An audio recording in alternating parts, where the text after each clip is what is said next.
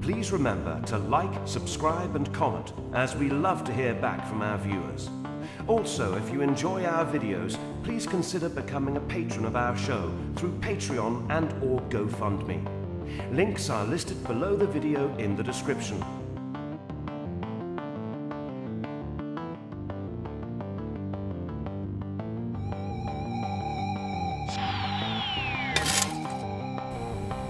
From the deepest, darkest recesses of Dangerous Nerds headquarters, Keith Moncrief and Gerry Kissell. Hey guys, another episode of Pop Culture Minefield with Keith and Gerry. And we're going to be talking about shit today. The shit. Today we're going to be talking about, we're going to talk about DC Showcase? Yes, it's the return of DC Showcase. Is this on the universe? Actually, I think they're going to release these shorts, on DC Universe and through other things also. It's the return of the DC Showcase, which they initially launched in 2010.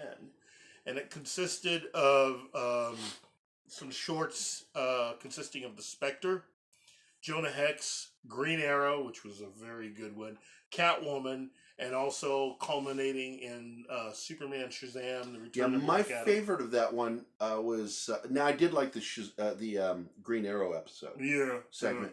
But the was it the Sandman? What was the character? No, it's Spectre.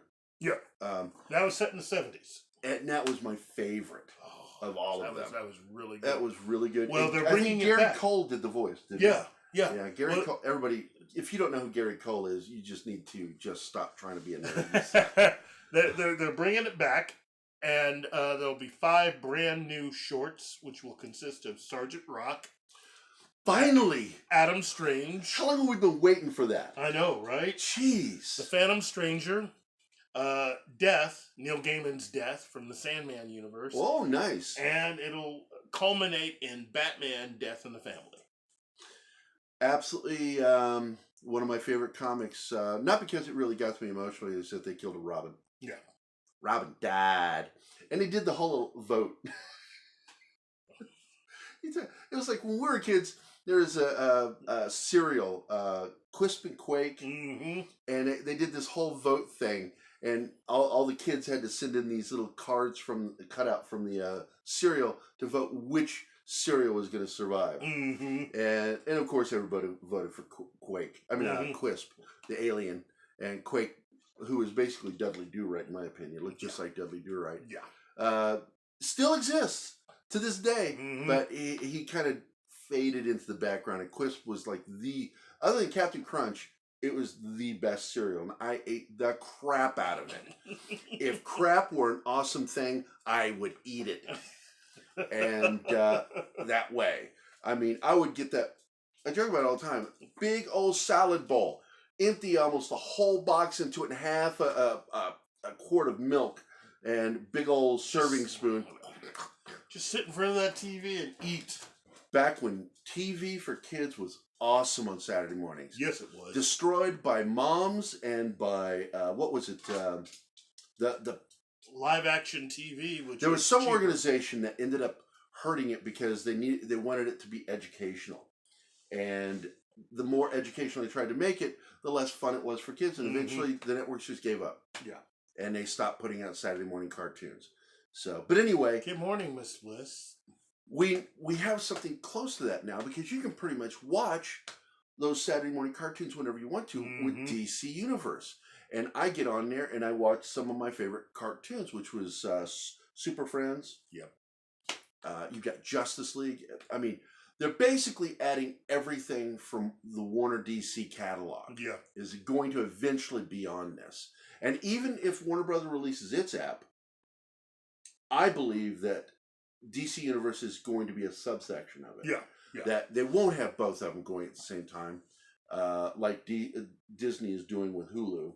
They will basically bring that into the Warner Archives streaming service, and it will be a subsection. But they always have to have it for us fans because most of us. I mean, don't get me wrong. I would enjoy a lot of the films Warner did. Yeah. But the fact is, I want my comic book shit.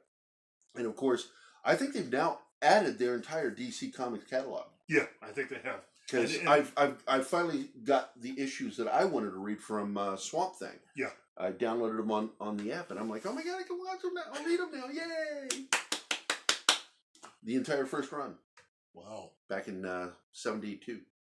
Good job, DC. We love you, DC. Keep it up. Our next big story is Akira, live-action film from director Taika Waititi, which should start filming this July. Yeah, that's what they announced, is it starts shooting in July. And I don't think this is an essential film. I really don't. Because Akira, the original animated film, really was standalone a great film. It's sort of like remaking Blade Runner, in my opinion. But it is an animated film, not live action. And this film that Waititi is making is a live action film. And I don't know what he's playing, but what's his name's involved with it too? The Aviator actor. Italian kid. Yeah. Leonardo DiCaprio. Yeah. He's involved with it. I'm kind of hoping that he ends up playing a villain or something, but I don't know. He's definitely producing it, but I tell you right now, I don't see him producing something that he's not directly involved with as a narrator or as an actor. Yeah. Because everything he's ever produced in the past, he was in. Yeah. So I see that as, and I know he's a big fan. Yeah. So I'm curious what they're going to do. I'm hoping they stick to the designs of the original, because I read the graphic novel, or what do they call it, manga. Yeah. I read that, and I loved his artwork in that thing. It was as good as the animated film, if not better. Wow. His design's just amazing. Because he wasn't just a really good comic book artist. He was an amazing production designer. Wow.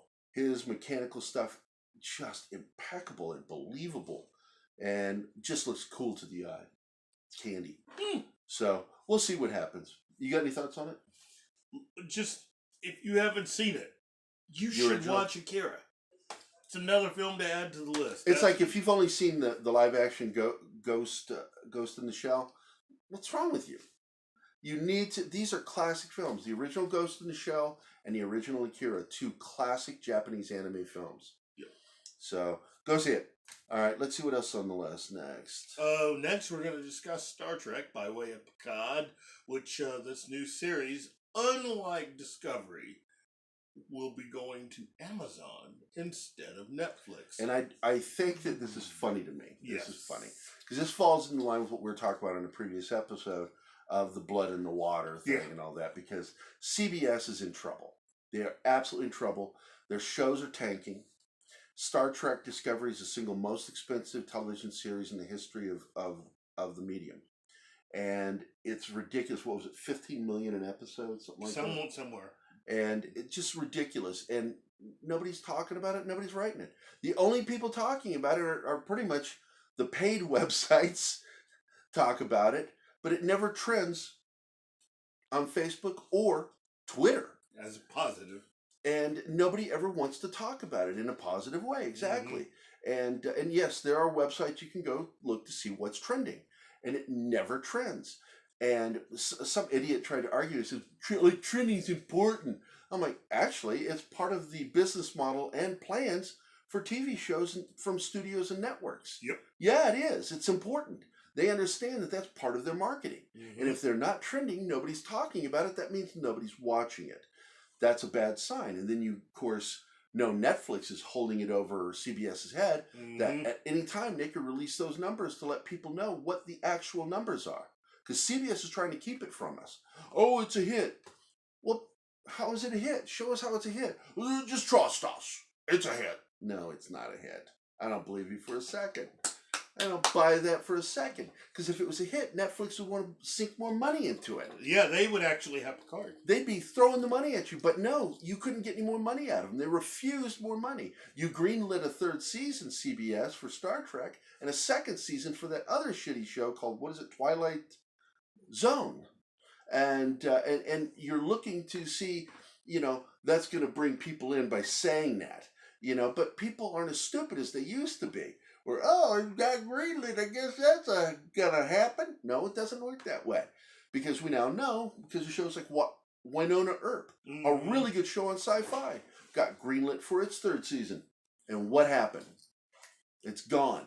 You'll never see it again. Because, yeah, Sci-Fi said, we'd love it. Good luck finding money to make it. And that's what's going on with Star Trek. Well, Picard, they were floundering, right? They were having a lot of trouble. And so what did they do? For Picard, it was the initial production designs weren't getting a lot of the retailers and others who were responsible for because it's merchandising is so important. That's really the #1 reason why CBS took the Star Trek license, was because they wanted that merchandising money, and they're really not getting anything. Yeah, they want toys from Ertl and all those other people that make Star Trek toys. And nobody's really buying it. Nobody's reacting to it. Nobody wants it. And this is the same thing they ran into with Star Wars, The Last Jedi. And nobody bought the toys. So, but basically, that's where we're at. So they had to find somebody to put money into the show, and the only one willing to do it is Amazon, because Amazon is not Disney, but they're close. They like the IP. Kind of. They like the IP, and they've got deep pockets. Yes. So they're going to throw some money at it until they get pissed off sometime. But that's inevitable. If Alex Kurtzman keeps running the shows the way he runs them, they're going to get as pissed off as Netflix. Yeah. And then it's all going to go away. And we won't see any more of their iteration of Star Trek.